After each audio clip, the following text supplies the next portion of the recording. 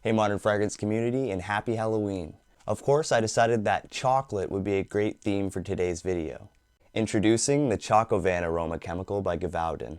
What that you see here is a mixture of vanillin, which has a sweet, creamy vanilla aroma, and isovaloraldehyde, which is a nutty, chocolatey aroma.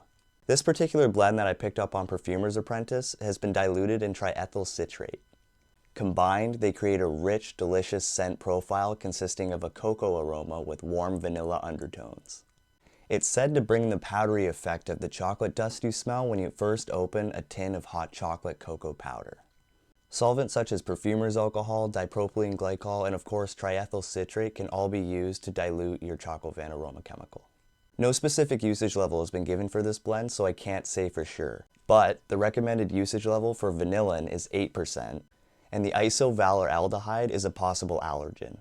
So just keep these variables in mind when you're experimenting with this mixture.